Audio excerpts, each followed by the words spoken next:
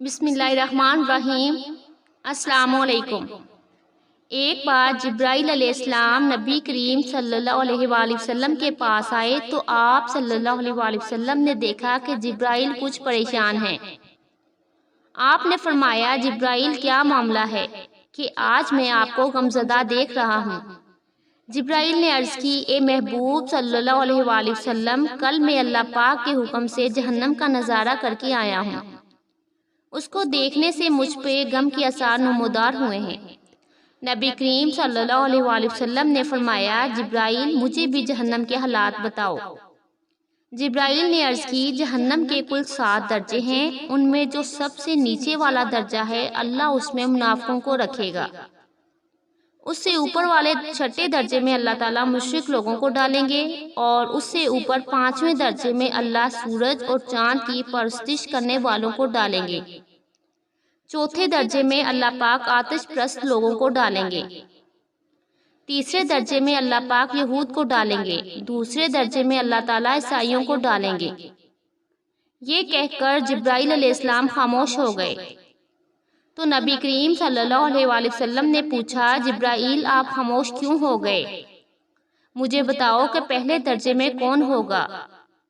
جبرائیل علیہ السلام نے عرض کیا اے اللہ کے رسول صلی اللہ علیہ وآلہ وسلم، پہلے درجے میں اللہ پاک آپ کی امت کے گناہگاروں کو ڈالے گا۔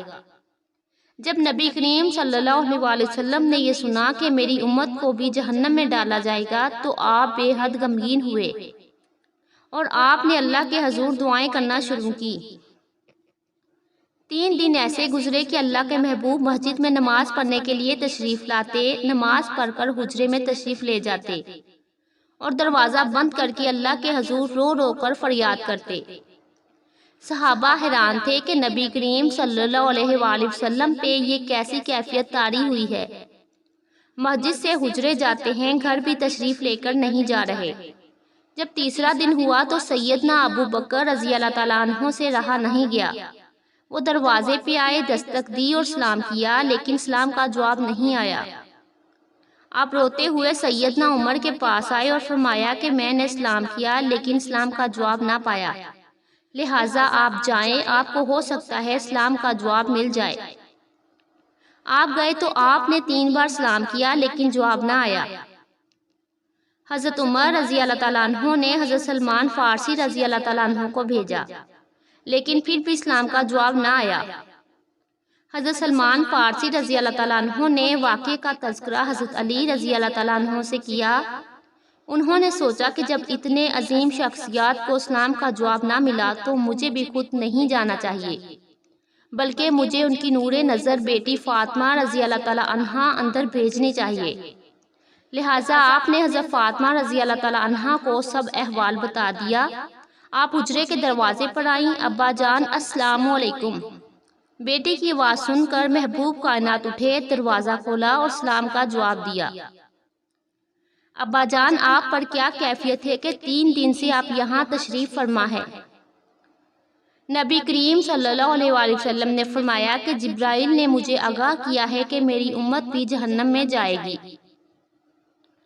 فاطمہ بیٹی، مجھے اپنی امت کے گناہگاروں کا غم کھائے جا رہا ہے اور میں اپنے مالک سے دعائیں کر رہا ہوں کہ اللہ ان کو معاف کر اور جہنم سے بری کر۔ یہ کہہ کر آپ پھر سجدے میں چلے گئے اور رونا شروع کیا۔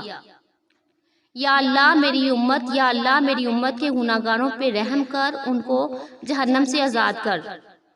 کہ اتنے میں حکم آ گیا وَلَسَوْفَ يُعْطِيكَ رَبُّكَ فَتَرْضَىٰ، اے میرے محبوب غم نہ کر، میں تم کو اتنا عطا کر دوں گا کہ آپ راضی ہو جائیں گے۔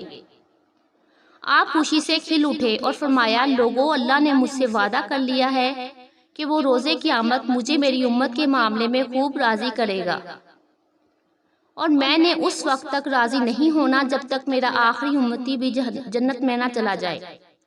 لکھتے ہوئے آنکھوں سے آنسو آ گئے کہ ہمارا نبی اتنا شفیق اور غم محسوس کرنے والا ہے، اور بدلے میں ہم نے ان کو کیا دیا؟ آپ کا 1 سیکنڈ اس تحریر کو دوسرے لوگوں تک پہنچانے کا ذریعہ ہے۔ میری آپ سے عاجزانہ اپیل ہے کہ لا حاصل اور بے مقصد پوسٹ ہم سب شیئر کرتے ہیں، آج اپنے نبی کی رحمت کا یہ پہلو کیوں نہ شیئر کریں؟ جزاک اللہ، اللہ حافظ۔